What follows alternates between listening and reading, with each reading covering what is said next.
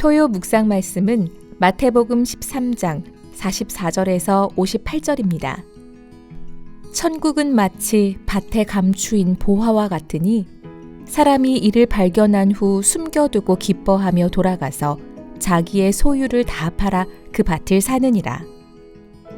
또 천국은 마치 좋은 진주를 구하는 장사와 같으니 극히 값진 진주 하나를 발견함에 가서 자기의 소유를 다 팔아 그 진주를 사느니라. 또 천국은 마치 바다에 치고 각종 물고기를 모는 그물과 같으니 그물에 가득함에 물가로 끌어내고 앉아서 좋은 것은 그릇에 담고 못된 것은 내버리느니라. 세상 끝에도 이러하리라.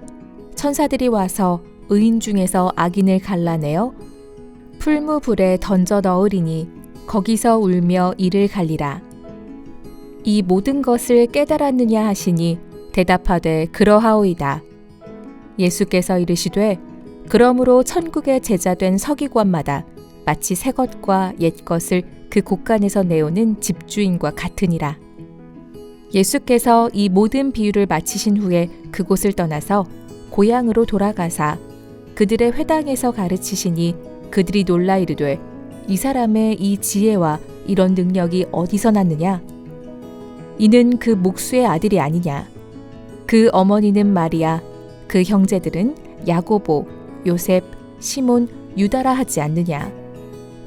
그 누이들은 다 우리와 함께 있지 아니하냐?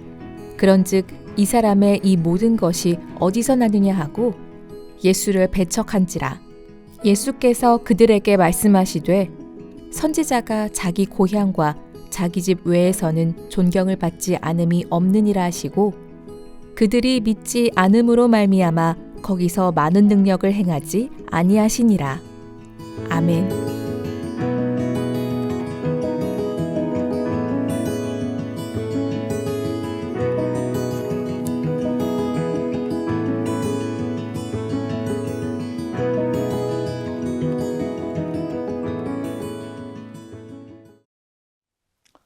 안녕하세요. 우리 토요 성도 여러분, 늘 건강하시고 형통하시길 기도하며 축복드립니다. 오늘 말씀의 제목은 천국 비유와 천국 지식이라는 제목으로 함께 말씀을 살펴보겠습니다. 마태복음 13장 말씀은 천국 비유에 관한 말씀입니다. 비유라는 것은 그렇죠. 일상의 것을 가져와서 그리고 평범한 것을 가져와서 그것을 통해서 설명해내는 것들, 설득해내는 것들을 말합니다. 특별히 오늘 본문에서는 그 일상의 것들을 가져와서 진리를 선포하고 있는 장면입니다. 천국을 비유하고 있는 것이죠. 그래서 지금 오늘 본문에서는 또 남은 천국 비유 3가지를 지금 설명하고 있는데 그 전에 씨 뿌리는 자의 비유, 또 알곡과 가라지의 비유, 아주 예수님이 해석까지 해주시면서 상세하게 알려주셨습니다. 그리고 누룩 비유가 있었고요.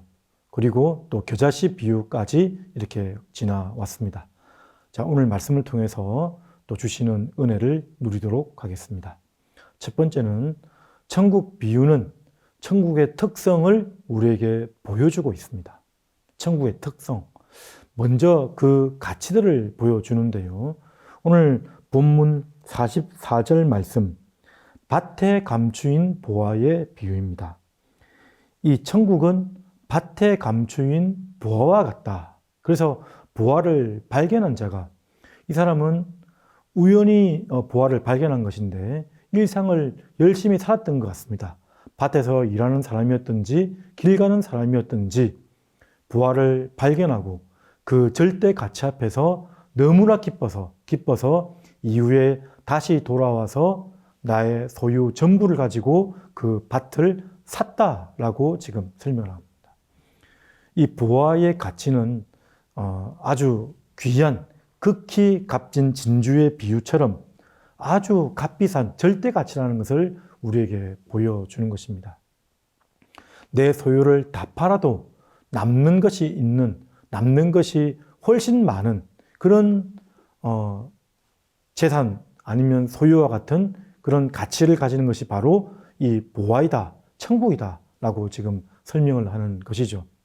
그리고 또한 45절, 46절 비유는 천국은 마치 좋은 진주를 구하는 장사와 같으니, 이번에는 이 비유는 그 좋은 진주를 찾고 찾아다니는 그런 장사의 비유를 볼 수가 있습니다. 그래서 극히 값진 진주 하나를 발견하며, 역시 이번에도 발견했습니다. 그랬더니 내 모든 소유를 다 팔아서 그 진주를 샀다라는 게 이 천국 비유의 말씀입니다.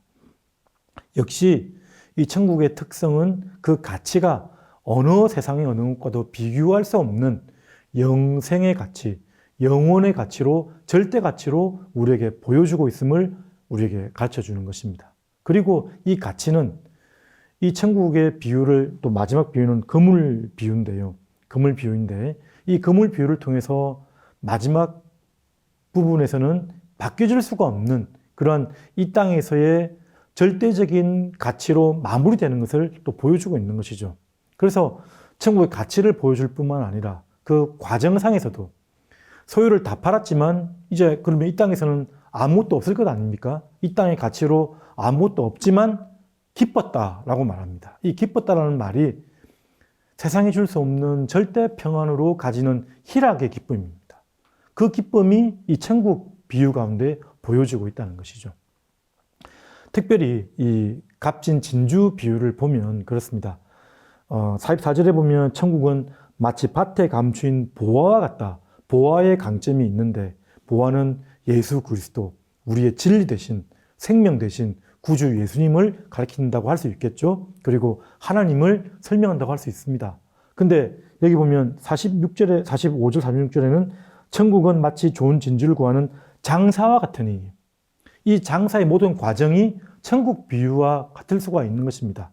우리도 그 극히 값진 진주를 찾기 위해서 애쓰고 노력하고 찾아다니고, 천국은 침노한 자의 것이라고 했던 것처럼 우리도 천국 백성으로서 그 천국의 것을 가지기 위해서 열심히 수고하는 부분도 분명히 설명하는 것 같습니다. 천국을 발견한 자로서의 열심, 수고.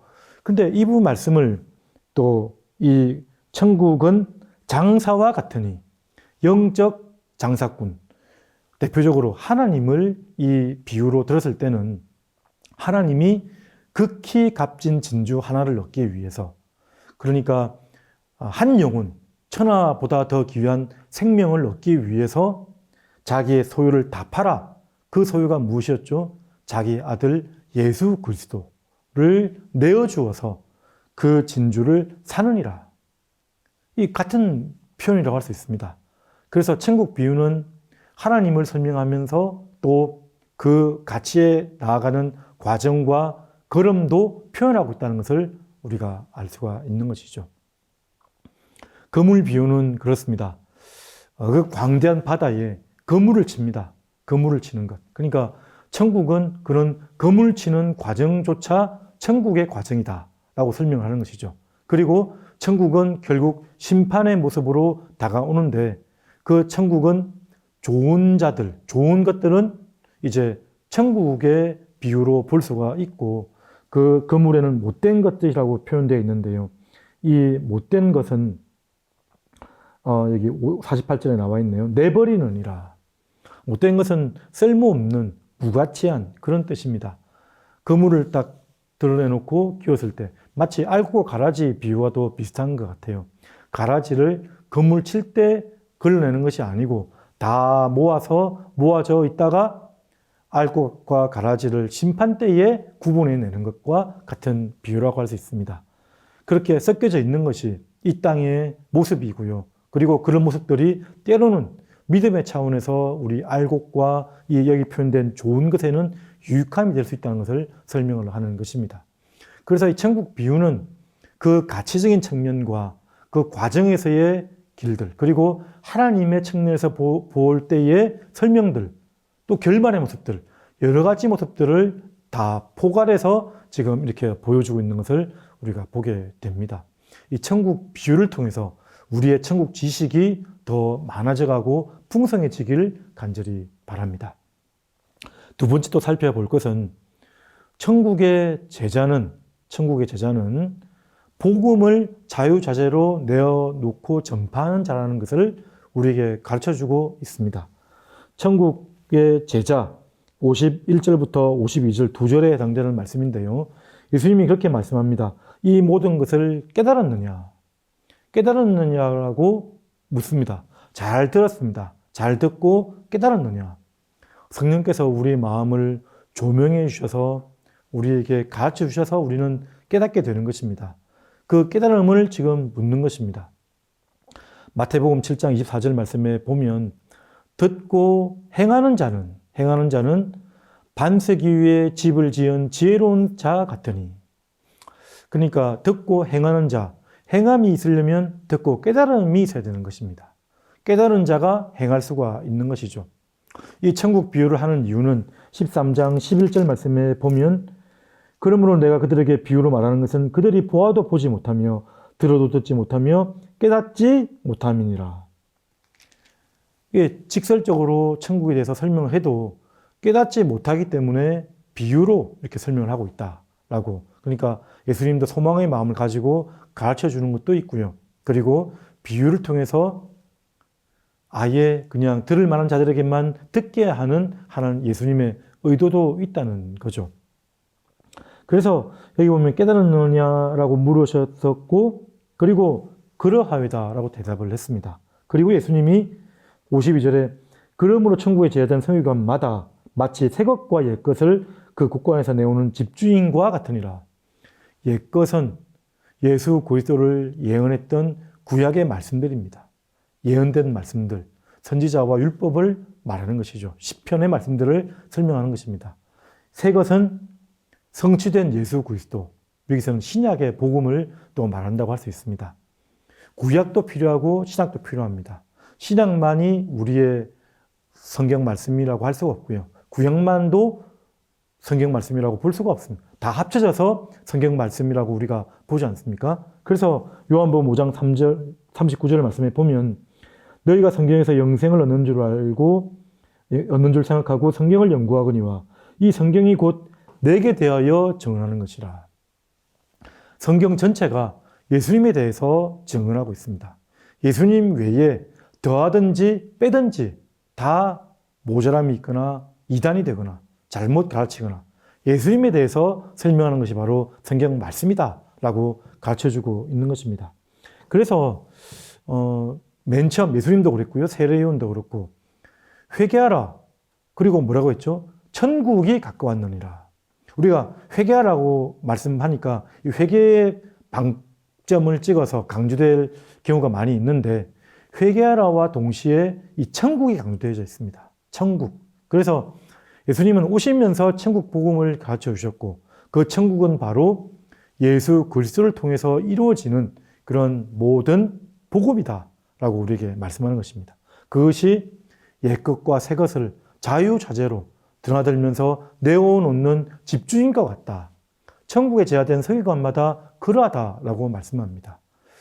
우리 사랑하는 토요 성도 여러분, 여러분들은 하나님의 제자 아니겠습니까? 이 토요일마다 이렇게 자리를 지키고 말씀을 묵상하는 아주 수준 높은 제자들이라고 생각합니다. 뭇 사람들에게, 많은 백성들에게 이 예수님을 증거해야 됩니다. 때로는 구약의 말씀을 가지고, 때로는 신약의 말씀을 가지고 예언된 말씀과 성취되어 이루어진 말씀을 동시에 제시하면서 하나님의 선명한 구원의 복음을 증거하는 천국의 제자 되기를 간절히 바랍니다. 이 비유, 예수님의 말씀된 비유는 끝났지만 천국 제자의 비유로 이렇게 설명을 하고 있다는 것을 여러분 아시기 바랍니다. 천국 제자 되는 은혜가 여러분의 삶 속에 가득하시기를 주님의 이름으로 축복드립니다. 마지막 세 번째는 천국은 믿음으로 나타나는 능력이라고 설명하고 있습니다. 믿음으로 나타나는 능력. 오늘 본문에도 53절부터 58절까지 예수님이 비유를 마치신 이후에 고향으로 갔습니다. 고향으로 갔더니 고향에서도 동일하게 이 엄청난 말씀을 선포하셨고요. 또 능력을 베푸셨습니다. 그런데 사람들이 믿지 못하는 겁니다. 믿지 못하고 잘 알아듣지 못하는 겁니다. 왜냐하면 그들이 가지고 있었던 편견과 선입견 때문에 그렇습니다. 예수님의 그런 가족들을 보라. 그 가문을 보라. 여기 보면 그런 55절에 목수의 아들이 아니냐. 그의 직업을 보라. 그의 교육 상황을 보라. 그의 학업 능력을 보라. 어떻게 이런 자에게 이런 지혜와 능력이 있겠느냐.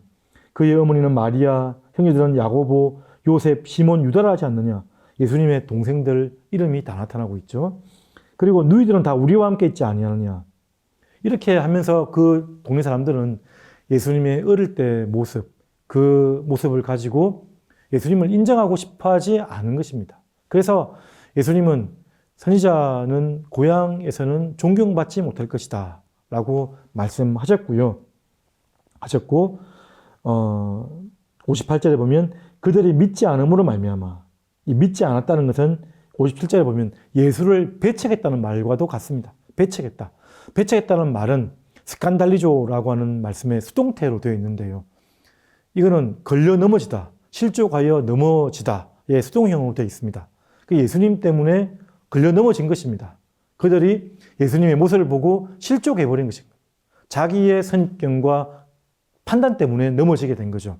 그래서 믿음이 생기지가 않은 것입니다. 그들이 믿지 않음으로 말미암아 거기서 많은 능력을 행하지 아니하시니라. 그 예수님의 능력은 믿음으로 나타나는 능력입니다. 믿음으로 나타나는 것이죠. 예수님의 능력은. 그래서 여러분, 우리가 가지고 있는 선입견과 편견이 얼마나 예수님의 하시는 일들에 방해가 되는지 알아야 됩니다. 그래서 정말 어느 공동체나 또 교회에서 오래된 사람들 조심해야 됩니다. 더 겸허하게 낮아져서 내 생각과 경험과 지식이 사역을 했던 모든 경험들이 예수님의 능력을 가오리우지 않도록 항상 조심해야 되는 거죠. 그런 쪽 선자는 넘어질까 조심하라. 그런 말씀과도 같습니다. 예수님의 능력이 나타나지 못했다고 말씀하고 있는 것입니다. 더 겸허히 예수님께서 일하실 수 있도록 나를 부인하고 자기를 부인하고 자기 십자가를 지고 나를 쫓을 것임이라 했던 그 말씀을 따라가는 것입니다. 의인은 믿음으로 말미암아 살리라고 하셨고요. 너희는 그 은혜에 의하여 믿음으로 말미암아 구원을 받았으니, 은혜로 받는 것인데요. 그 통로가 바로 믿음이라고 했습니다. 믿음으로 말미암아 구원을 받았으니. 성경 전체가 지금 믿음을 얘기하고 있습니다. 창세기 15장에서 아브라함이 그 별과 같이 네 자손이 많을 것이다. 지금 나이는 들어갔는데 자손이 없을 때에 그냥 잠깐 믿어드린 것 같아요. 그것을 믿으니 하나님이 그것을 의로 여기니 어렵다고 칭해 주셨다는 겁니다. 에베소서 3장 12절 말씀에 우리가 그 안에서 그를 믿음으로 말미암아 담대함과 확신을 가지고 하나님께 나아가면 되니라.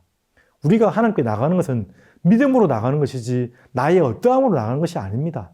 내가 하나님께 나아갈 만한 능력이 있거나 깨끗함이 있거나 의가 있거나 그러지 아니하고 믿음으로 말미암아 나가는 것이다. 베드로전서 1장 5절 너희는 말세에 나타나기로 예비하신 구원을 얻기 위하여 믿음으로 말미암아 하나님의 능력으로 보호하심을 받았느니라. 우리의 보호하심이 믿음으로 말미암아 이루어졌다라고 말씀을 합니다. 하나님의 보호하심과 공급하심과 안전하게 하심이 믿음으로 된 것이라고 우리에게 설명을 하는 것입니다. 마가복음 9장 24절, 24절이죠. 할 수 있거든이 무슨 말이냐. 믿는 자에게는 능치 못함이 없느니라. 성경 전체에서 예수님은 그렇게 믿음에서 강조했습니다. 믿음이 작은 자들아, 믿음이 없는 자들아, 왜 그렇게 의심하였느냐. 두려워하지 말라. 믿음을 그렇게 강조했습니다. 그러니까 믿음 있는 자로 살라라고 우리에게 말씀하는 것입니다. 믿음 없는 기도, 믿음 없는 예배, 믿음 없는 선교, 하나님이 원하지 않는다는 것입니다. 예수님은 믿음을 그렇게도 강조하셨습니다. 믿음으로 하나님께 나아갔을 때, 그때 우리가 천국의 능력을 경험하게 되는 것을 여러분 아시길 바랍니다. 자, 오늘 말씀, 천국 비유, 우리 마태복음 13장 천국 비유장이라고 하죠. 그 말씀의 마지막 부분들을 쭉 보았습니다. 천국의 특성들을 살펴보았습니다. 엄청난 가치, 절대 가치가 있음을 보았고요. 하나님도 이 천국 되셔서 우리에게 행하신 일들을 우리가 또 살펴보았고, 우리도 그 가치를 얻기 위해서 기쁨으로 반응하는 것들을 우리가 살펴보았습니다. 천국에 제한된 서기관마다 옛것과 새것을 그냥 자유자재로 가져오는 복음 전파자의 사명을 감당하는 자이다 라고 설명을 했고요. 천국은 바로 믿음으로 경험하는 것이다. 믿음으로 그 능력을 경험하고 보게 되는 것이다 라고 설명을 합니다. 오늘 이 천국의 말씀이 우리의 능력이 되고 우리의 양식이 되고 우리의 승리의 발판이 되어서 이번 한 주간도 모든 삶에서 승리하는 천국 백성이 되시기를 주님의 이름으로 축원드립니다. 다 같이 기도하도록 하겠습니다.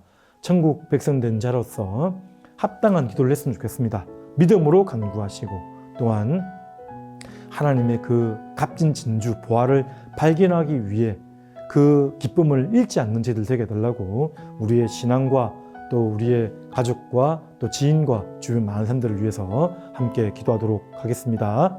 하나님 아버지 은혜를 감사드립니다. 천국 백성들 서게 하시니 감사드립니다.